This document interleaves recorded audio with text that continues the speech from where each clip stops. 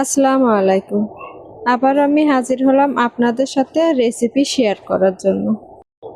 সকালে রুটি বা পরোটার সাথে খেতে এটা খুবই সুস্বাদু হয়।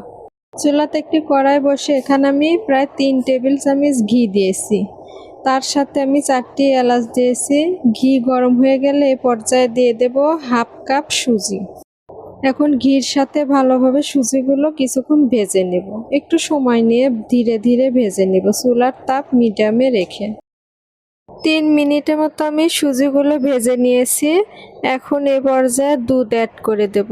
তাই আমি চুলাটি বন্ধ করে নিয়েছি। গরম অবস্থায় দিলে সুজিগুলো দলা পেকে যাবে, তাই চুলাটা বন্ধ করে নেওয়া হয়েছে।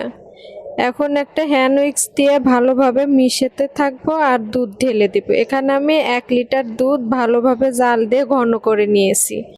এখন আমি হাফ কাপের একটু কম খেজুরের গুড় দিয়ে দিচ্ছি আর মিষ্টির ব্যালেন্স ঠিক রাখার জন্য 1 চিমটি লবণ দিয়ে দিচ্ছি। হাফ কাপের মতো চিনি দিয়ে দিচ্ছি।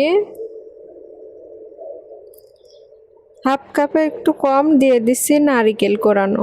এখন এগুলো সবকিছু ভালোভাবে মিশিয়ে নিয়ে চুলাটি অন করে দিব।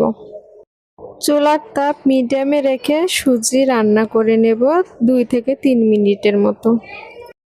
সুজিগুলো অনবরত নাড়াচাড়া করতে হবে, নয়তো তলাতে লেগে যাবে।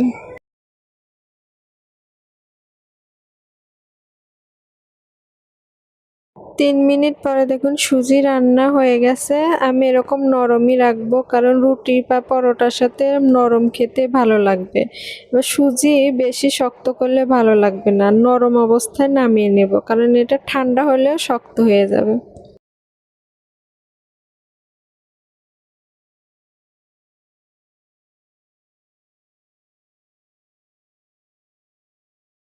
এখন আমি ঢেলে নিচ্ছি এই হটপটে, কারণ এটাতে রাখলে গরম থাকবে, কারণ ঠান্ডা হলে শক্ত হয়ে যাবে, খেতে ভাল লাগবে না, তাই এটাতে রেখে আমি ঢাকনি দিয়ে দিচ্ছি। আমার রেসিপি ভালো লাগলে যারা যারা ইউটিউব চ্যানেল থেকে দেখছেন তারা অবশ্যই চ্যানেলটি সাবস্ক্রাইব করে দিবেন এবং পাশে থাকা বেল বাটনটি ক্লিক করে দিবেন। যারা যারা ফেসবুক পেজ থেকে দেখছেন পেজটি ফলো করে দিবেন এবং লাইক কমেন্ট শেয়ার করে দিবেন। সবাই ভালো থাকবেন, সুস্থ থাকবেন। আল্লাহ হাফেজ।